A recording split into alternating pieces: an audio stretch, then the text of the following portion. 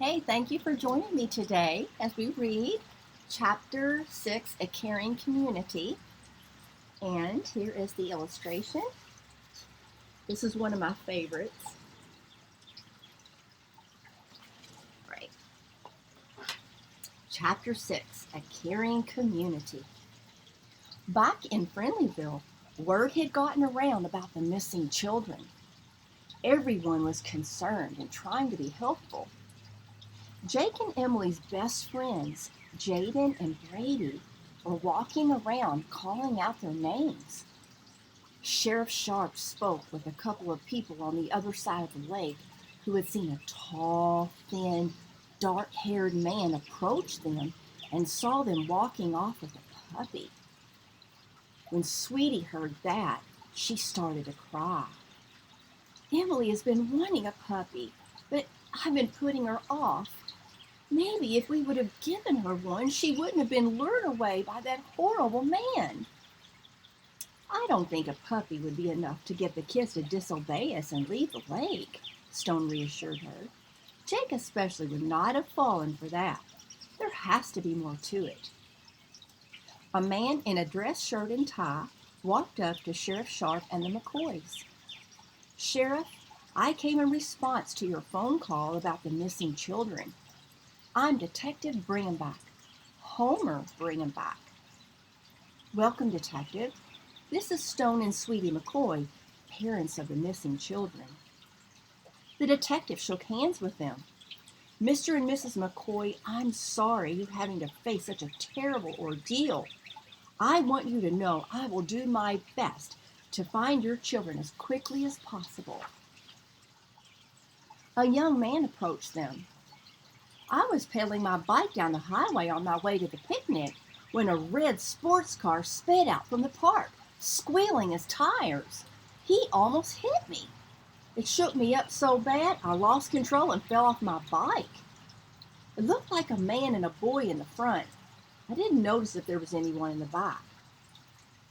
Did you happen to get the license plate number of a car that almost hit you? The detective asked. Yeah, I made a point to get it. It was really weird. It said 123 BUG.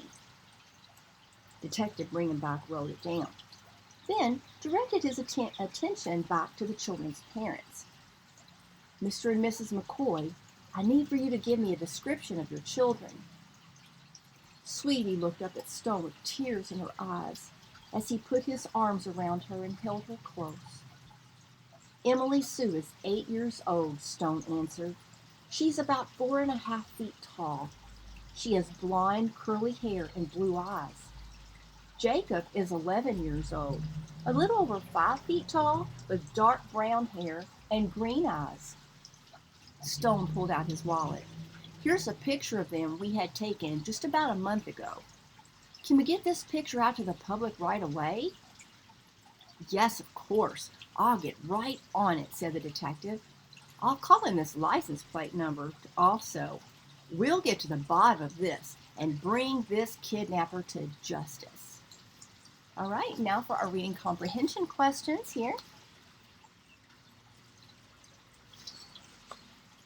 Okay, and remember you can pause this while you're figuring out the answers or trying to remember from what we read together. And you can also look back in the book if you need to remember.